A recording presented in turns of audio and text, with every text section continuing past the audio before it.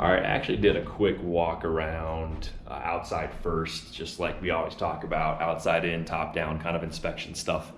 It's a good lot, but all the lots in this area are cool because they're deep with the ability to build ADUs off the back of the property if you want.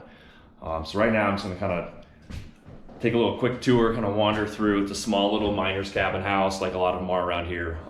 Just see what layout is, condition of the home itself as is now. Kind of keep my eyes open for things that I can see as potential problems. And like we do every time, we want to walk through it. I'm trying to get most of that done before Dr. Matt gets here. It's an interesting house. These houses over here are pretty interesting. I think the cool history behind them is something that's appealing.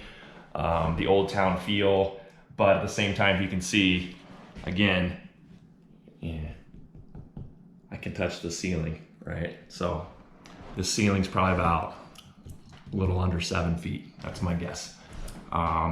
Super low ceilings.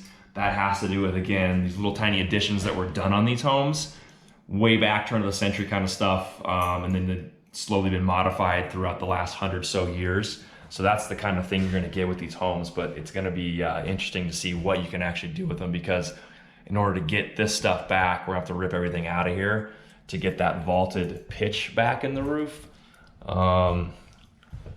It can be tricky to do some of that because you're up against, modern day building codes. So as far as like getting roof insulation to hit that R49 value, that's gonna be tricky. I'm just looking at all the ceiling heights in here and all the little add-ons they've done, because the original home was really just the front space here. As we walk through this door, this is the original back of the house. So you can see how tiny these houses were. This has been cut out at some point. The old cellar's been wrapped in, so it's now a basement of some level. It's definitely a rental. I'm guessing the tenants had left pretty recently. It's got a lot of, all the flooring's got to be taken out. You've got, again, you can see these little tiny roofs, so we're getting really, really low. As we get out to the front of the house, I'm almost having to duck. Okay, so you're working with these, again, really awkward miners' cabins in this area. So that's what you're up against for a pretty penny price point, because you're paying for the location of where everybody wants to be right now. It's a happen in Old Town. Again, the lots are nice. A lot of these homes that I've looked at before, we get into that situation like we looked at the last one, and it could be potential tear down. You get into that 50-50 scenario. This one's not that way, but you're working with the same types of scenarios. Kitchen's livable, but ceilings are super low. Laundry's in the back with another bathroom. So let's start inspecting before Dr. Matt gets here. I'm gonna start looking at outside, electrical, all that fun stuff. Okay, so we just came down, basically rebuilt cellar stairs. We're actually in the original cellar of the home, the original footprint, the foundation. All these walls in here. This is basically a load wall coming down the middle of the house, the original middle of the house. Now we're into what's basically a finished crawl space, and I can actually stand up in most of this. So some of the ceiling height down here is better than it is actually upstairs in the actual living portion of the home. So things I'm looking at, I'm looking at issues with ductwork. We've got flex attached to hard pipe. It's obviously not even attached right now. Got a furnace that needs to go. It's super old. Seeing some modifications on the stem wall itself. So those are the things you want to start looking at, just weird looking stuff.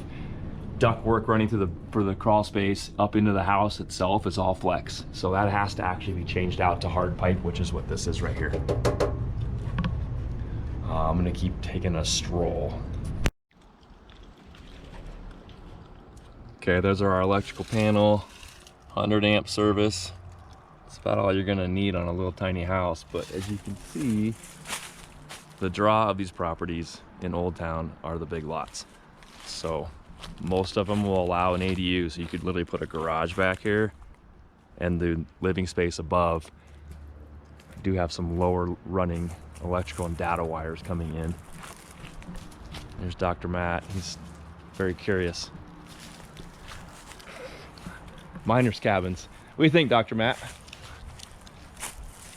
So here's the last tie-in. This is the stuff we'll be looking at. So like this roof, so the original house starts about right here and cuts off right in front of the sliding glass door. Then they did a little tiny addition probably 60-ish years ago. And then the last one where they ran these rafters out, I'm gonna guess it was stick-built roof at this point too. And you can see the hump right here where they didn't get everything flushed up. So all the awkwardness that you run into between the interior and the exterior work that has to be done, you can see why someone with this size house would come in and buy the lot, knock the house down, rebuild everything. One of the options that we've discussed in the past, and that Dr. Matt, is this guy gonna deliver to us?